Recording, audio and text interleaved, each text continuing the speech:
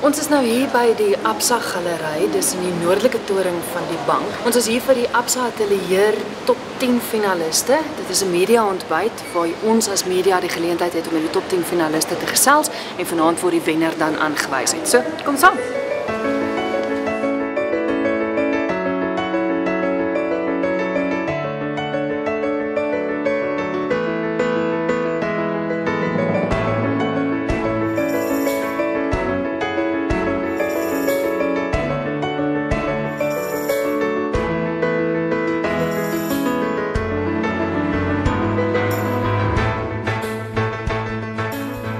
Welcome and thank you very much for joining us this morning. Firstly, this is the 31st year of the competition, and last year, many of you might know, we actually extended the competition across our borders into some of our neighbouring countries.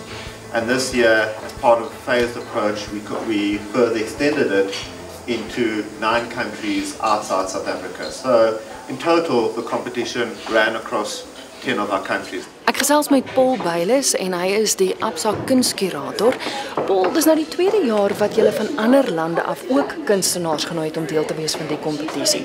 Hoekom nie net meer Suid-Afrikaners nie? Hoekom van ander lande ook? Christelle, this correct. Last year we opened it for the first time we invited 4 countries outside South Africa, and this year it's across 10 countries. So our focus is on, at all times, providing a platform for young and emerging artists. And if we look in South Africa, there are a number of opportunities for artists. But when we look at the other countries where we particularly have a presence in that, there are not as many opportunities for young artists to also grow and develop their brand and things like that. En as mens kyk na die kwaliteit van kunswerke wat ingekom het van die ander lande af, hoe lyk dit? Dis nou die tweede jaar wat julle nou ontvang het. Very interesting. I think some of the works, when you look at them, you can identify them as coming from a particular region. And then other works could hang in any gallery in the world, and you wouldn't say, well, that has come from East Africa or North Africa, or it's come from Africa. And I think that in itself shows a lot in terms of the quality of work that's coming in. I also just want to say, in terms of bringing the works or bringing the artists together, it also allows for sharing of skills. Suddenly artists themselves that might not have an opportunity to mix with their counterparts from across board and things like that, suddenly if we look at the top 10 that we have here, have that opportunity to share knowledge, skills and that with each other, and that in itself will better improve the artist or hopefully positively influence both them and their work. My name is Onis Martin. My surname is Oginga. And you are from? I'm from Nairobi, Kenya.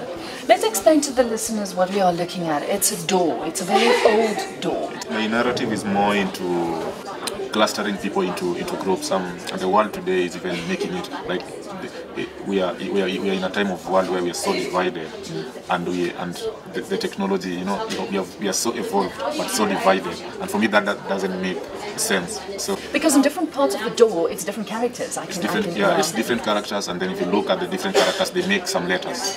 So it's more into it's more of the letters to me becomes words, and we judge words by the person who speaks to you. Yeah.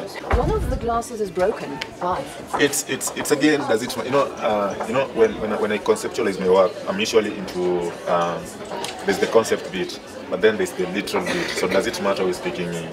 If you look at the door, it's not the traditional canvas. Yeah. It has to be this.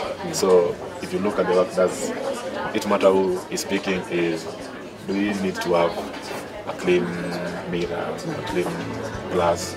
Dit was nou die media ontbyt waar ons die top 10 finaliste van die Absa Atelier ontmoet het.